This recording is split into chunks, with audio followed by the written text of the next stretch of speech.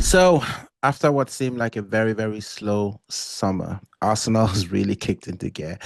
And now we've got, not what one, not two, three, four players that have come in. And then been a few other additions as well. So, welcome back to Gooner Pavilion. And today I want to chew on, some of the things that have happened in Arsenal in the last couple of days. We've got the big news on Victor Gyökeres. We had the fixture against AC Milan in Singapore, part of the preseason, which was really, really exciting. And in my other episode, I talked about, some of the players that we're looking forward to see in that preseason, and especially the 15-year-olds as well. So we'll get into that. And then Mikel Arteta's bold claim that 8 teams could win the Premier League title, um, which is has raised a bit of consternation in the Twitterverse. Well, not just Twitter, social media, Talksport. Everyone is going in on Mikel Arteta, and that's where we will begin today. Let's talk about it.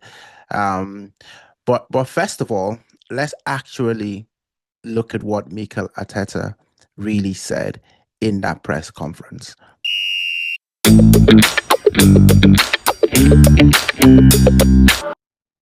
So here's what Mikel Arteta said. The thing is, there are another 6, 7, 8 clubs in the league that have the right ingredients to win, and there is only going to be one winner.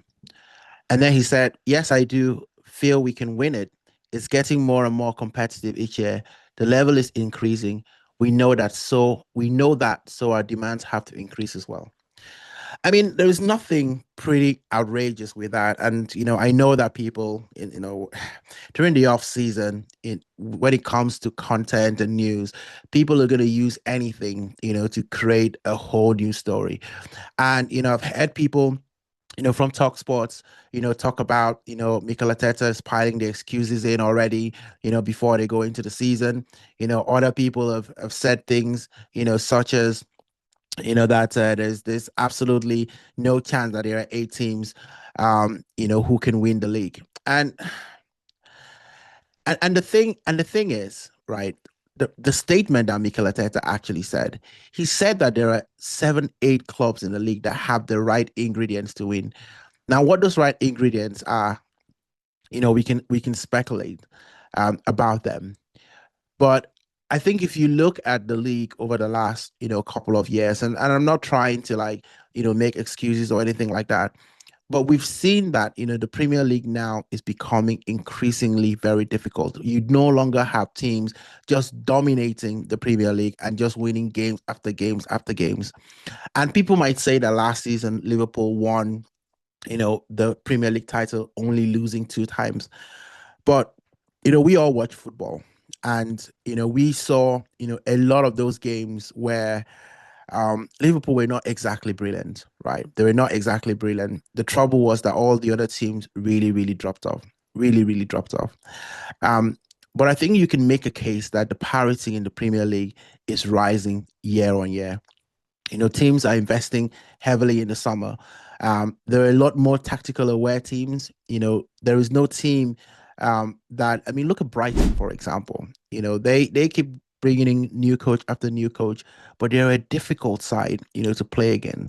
They're also tactical aware, as well. We have managers like Thomas Frank, who've done very well against the big teams, either beating them as well. Look at Bournemouth, last season, beating a lot of big teams, in the Premier League.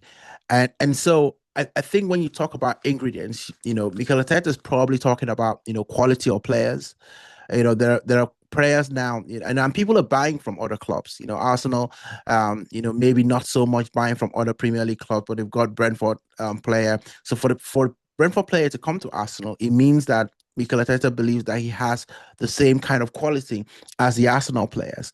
I mean, we've seen El Nori move from Wolves, to Manchester City. I mean, he won't be moving from Wolves to Manchester City if he didn't have the quality that was similar or even added something, to Manchester City squad. So I think you can look at what Mikel Arteta said, and you can just, be blindly, just talking about the fact that he's putting up excuses Or you could actually look at the context and say, the league is actually a lot more competitive than we've ever seen the league to be. And so, with teams improving, you look at head-to-head matches between clubs. Um, I think Mikel Arteta does have a point. He does have a point. Consistency is hard in this league. City lose games, Arsenal lose games, Liverpool will lose games this season. And maybe the potential 8 teams that he's talking about, clearly there's Manchester City, right? Then there's Arsenal. Then you've got Liverpool and then you've got Chelsea, and that's the four teams, right? Four teams that, sort of finished in the top four position last season. Then you look at Aston Villa, they've always been a threat, right? Newcastle. And perhaps Newcastle things will change really on whether Isak remains in Newcastle or he moves, because I think that without Isak, they take a considerable step backwards. And then Spurs, right? Thomas Frank is a good coach. We've seen what he's done in Brentford. Um, I think that these teams would not necessarily, I wouldn't say that they can win the league, but they certainly have quality players. They certainly have ingredients, and you only need a run of games where you build confidence, build belief, and then anything can happen. I mean, there are seasons where we get to October, November, even in December, and you're still seeing teams change positions in that top four from second to first, first to third, third to first, and all of that happening. Let's not forget Manchester United. And I know that, people might laugh at this, but, Manchester United are always a dangerous team. Even when they don't seem to be, doing very well, they still go ahead and win games. Manchester United won games against Man City, last season. Arsenal have found Manchester United a difficult team to play. We lost against them in the FA Cup, as well. So I don't think that all teams are going to get 80 points, but I think that they will all shape the title race. So I think people need to calm down. People are making a lot more from that Mikel Arteta comment than what was really, all that about. So hey, but let's move on. Let's move on to Singapore. I really want to talk about the preseason game, and before the game kicked off against AC Milan, and when the squad came out, everyone was looking at the squad, and looking at the players that has made it. We thought Noni Madueke was going to be there, but he wasn't. Um, we also saw, all the regulars, Gabriel Jesus not yet there. Uran Timber, even though he was on that list, he didn't actually turn out in the game. But I think what caught everyone's eye is all the youngsters that were in that game. The Max Doman, and one area, obviously everyone knows about one area and what he's capable of doing. Marley Salmon, such a such a very nice name. Marley Salmon. You got Ismail Kabaya, as well. And all of those players did incredibly well. I mean, Marley Salmon played in the defense. I know he took a penalty and he missed it, but I think that's great experience, for someone who's 15-year-old, and they look 15 years old as well. They look so young. They look like babies. They look like babies, and see Max Doman, actually take the ball and do stuff with it. I think that was just incredible. I've watched that game, probably 2 or 3 times now since it played, partly because there's no Arsenal game right now. I know there's one going to be tomorrow, um, as I'm recording this on a Saturday. But, I just love everything that I saw. I love everything I saw. And I think the question is going to remain, how many minutes are they going to get, in the first team squad coming in? I think that, this preseason tour would allow us ask the question whether Max Doman, really can be part of the match day squad on a day-to-day basis, and whether he's going to be coming in for cameo appearances in the league. I think Mikel Arteta will want to protect him, would want to do exactly what he did, for Waneri. Although you could say that Miles Lewis Skelly didn't really need any protection, but then Miles Lewis Skelly was 18, right? And Max Doman is significantly younger, so he probably needs more protection, and it all depends on how the games go, and whether Mikel Arteta feels that it's the right environment to throw in a 15-year-old game. Maybe in a cup game, I probably want to see him start. I think that he's capable of playing in the early rounds of the cup games as well. If you look at all the things that he's done, in the under 18, under 21s. You can tell that the boy has no fear. He feels like he belongs, on the pitch. And that's something to say, about a young player when he has that level of confidence going into the team. So I think, I'm incredibly impressed, with that. So yeah, let's see. I think we play another preseason game, tomorrow. That in itself, would be interesting, right? Would be interesting. Okay, so the other thing that I wanted to talk about, today, was Mosquera. Um, all but announced now. Arsenal have got and I love the signing. And the reason why I love the signing is for a number of things, right? I love the signing because of the age of the player, um, because it tells me that this is a player that we are already beginning to think about, for the future. We're talking about players that are actually going to be in the Arsenal squad for years and years to come, right? You look at the rise of Saliba, and people are already talking about Mosquera, being in the same sort of boat as Saliba, and perhaps being able to do exactly what Saliba has done. So I think that that bodes well, for Arsenal. I think it bodes well for the club, and I think there will be a lot of players that we think that might be leaving, but they might actually be staying. And I know that fans, sometimes want to push a lot of players out, talk about Zinchenko and Kivio, probably are the notable ones. But I mean, Kivio did very well last season when he had to step in for Gabriel, especially in the Champions League game. So I think he's going to play. And honestly, when you look at the season, you need as many centre backs as possible. So Man City have a bucket load of centre backs.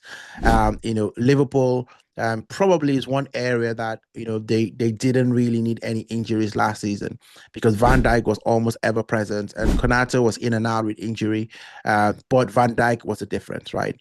So, and they're incredibly lucky, and I think they know this. They know this, and I think that they will be looking at this season and saying, right, we need to have as many players as possible, in order for us to go far in the league. So I think that Arsenal improving the squad is definitely the right way to go, and I see a lot of those players staying as well.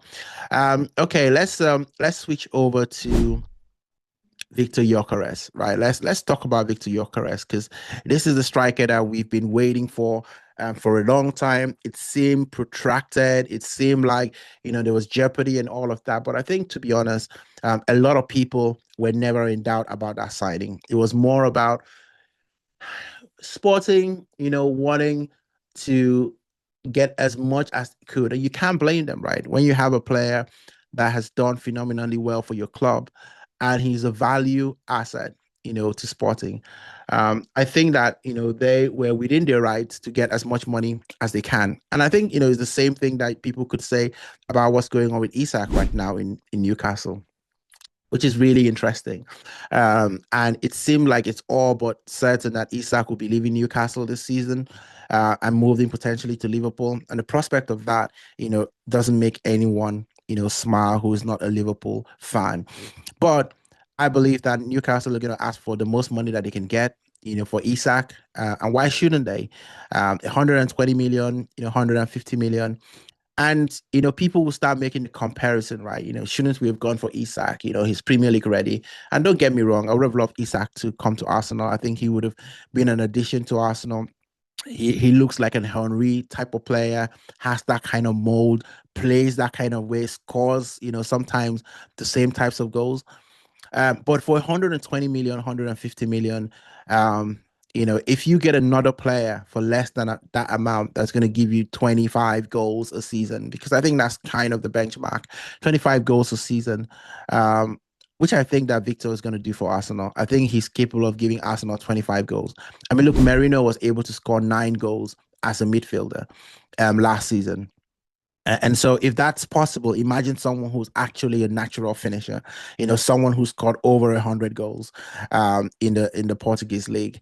Now you're talking about a player playing with the likes of Odegaard, playing with the likes of Saka, playing with the likes of Miles Lewis Skelly, playing with the likes, of Martinelli, Havertz, Rice. These are all quality players who create chances, chances after chances. So I think that there's every chance that Gyökeres is going to score as many goals. So, but hey, it took long to be done. I hear now he's on a private jet on his way to Arsenal, so maybe not in time for the game on Sunday, but potentially maybe the next set of fixtures in Asia, we might get a chance to actually see him. But of course, Arsenal are going to do the usual thing, with the press and do the media stuff and all of that to get him exactly ready to go. So yeah, but I mean, people are saying that Arsenal need more than one striker, um, because one striker is not enough. Sol Campbell, has said that Arsenal shouldn't rely on one forward. In terms of scoring goals, listen, I think there is a mixture of apprehension because nobody is really seeing this Arteta's team with a focus on one striker, and people are worried that he might come in and take away from what Arsenal were good at, which is kind of funny because at the same time everyone is saying that Arsenal needs a striker, but then when we get a striker, people are saying, well, you can't depend on one striker, you need to go and get two quality strikers. But I mean, if you look at it right now, it's not about two quality strikers, it's about quality players to put the ball in the back of the net. Right. You could say that maybe Man City have, two good strikers. I mean, Mamouche, I'll probably class him as the forward rather than the striker. They've got Haaland, who bangs in the goal. But for a long time, it was just Haaland, right? That was there. And everybody else was chipping in and they've won the title based on that. And then, you look at, people that we're competing with, you can't say for Liverpool that their strikers have been the difference, right? Darwin Newell was brought in as a striker. I don't think anybody's going to be arguing that he's hit the wall, set the wall alight in the Premier League. You've got Salah, who's the mainstay, and you can debate whether Salah is a striker. I consider him the forward player as well. So, I mean, I don't I disagree with Sol Campbell. I don't think that Arsenal needs two strikers. I think that we've got one striker, and what we need are forward players to chip in with goals. We need more goals from open play. We need more goals from set pieces, and I know that that was Arsenal's mainstay last season. But I think we need players who can get into the box at the right time and score goals, and we know that we've got that. And I think that what Victor Gyökeres will bring is an infectious nature of getting into the box to score goals. And it's a little bit like high pressing, right?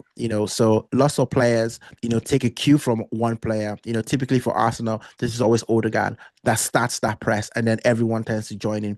I think we might see a similar effect with Victor Gyökeres in Arsenal, coming into the squad and potentially, being the one that encourages other players to get into the box and score goals. So I hope there's a little bit of, friendly competition going on, in the squad, goals and assists and all of that, because all of that happening would ultimately get Arsenal to where Arsenal need to go. But guys, I mean, what do you guys think about Arsenal summer so far? Have we done enough, to go ahead and win that league? And listen, we know that the media is going to find reasons, to create a bit of consternation, for Arsenal. But I think we can be confident. We've got a tough start, to the season. But, I have this, belief that we can start the season like a house on fire and really put everyone on notice by winning all of those games that everyone considers to be tough, because that's what Man City do. And if Man City have a tough start to the season, people will expect them to just go ahead and win the games. And maybe we'll do a topic, about, how important is it to start fast, in the Premier League. Do you want to start fast? Do you want to start slow? What is the best way? And what teams, have actually used one way or the other to actually go ahead and win the Premier League? So look out for that video because I'll be posting that, very shortly. But guys, don't forget, to like and subscribe, on the channel if you made it this far as well. Really appreciate all of you that continue to come back to watch the channel, and please, help the channel grow. It doesn't cost anything to leave a like. and subscribe. Subscription is free, and also, really want to hear your comments, because that also allows this video to be relevant as well. I appreciate all of you, and we look forward to more Arsenal stories in the preseason.